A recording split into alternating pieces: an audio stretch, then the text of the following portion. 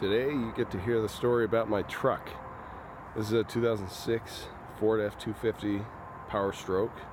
It's got the crew cab long bed combination going on here. So I bought this back in May, or no, I bought it back in April, and as I mentioned in my first video, I drove it for a couple days and then I had to go to Texas for work, came back, drove it for a couple more days, and then it took a dive on me. The high pressure oil pump is the thing that failed, and that's kind of a big deal with these engines because that's how the injectors are driven, is through the high pressure oil system. So anyway, when I was looking for this truck, I wanted to find a crew cab long bed so that we can fit the whole family in there, because the truck I had before is a 91 F250 single cab, and the kids would always fight over who gets to ride in the truck. So we thought, well, we'll get one that fits everybody. And I was looking for a gasser originally, a V10, and I test drove one and I thought it was pretty cool, pretty awesome. And then I test drove this and I just couldn't pass it up. I fell in love with how the diesel sounds and feels and smells. I just loved it, and felt like a little kid when I was driving it. I'm like, oh, this is a real truck. And anyway, so when I test drove this the first time, it was missing some bolts on the top of the turbo in there, and so I came back later and put these bolts in and then test drove it again, and it had power again. So anyway, after it broke down on me, I was actually heading out to my brother's house in Tooele.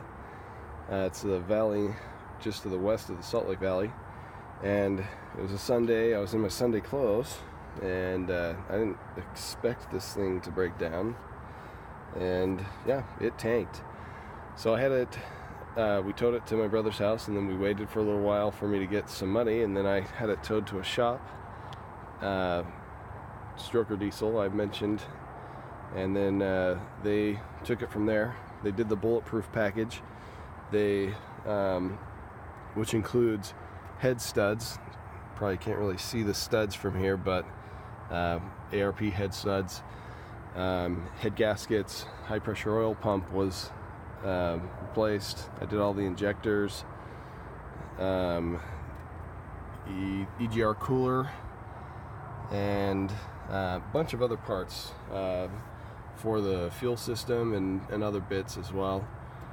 And it's been solid ever since, except one thing, and you can kind of see a little bit of oil on that over here, because after replacing all those parts, the oil pressure sending unit sprang a leak because it couldn't handle all the additional pressure apparently, and the oil pressure sending unit is straight down there.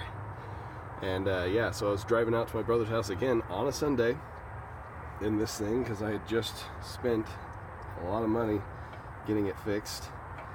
I thought there's no reason for this thing to break down on me, and I head out there, and I'm about 4 or 5 miles from his house, and I smell oil, so I pull over, and it was spraying oil straight up onto the hood and all over all this area here. And so I was like, crap, but the part was only $20, so I just replaced that, and I haven't had any problems with it ever since then. Part of the bulletproof package that this company offers is this filtration system for the coolant. So you have this big filter here, and then the hoses that bypass the degas system and go back into the engine. But anyway, I'm hoping that actually works and helps. But that is part of my story. Ooh, that could have been bad. My a vacuum line was sitting on my turbo. That's not good. I'm gonna reroute that right now. around. There we go. That's better. It's better than it sitting on the turbo, and especially on the hot side of the turbo and melting through. Don't want to have a problem with that. I already replaced that hose because it was sitting on turbo before, so not going to do that again.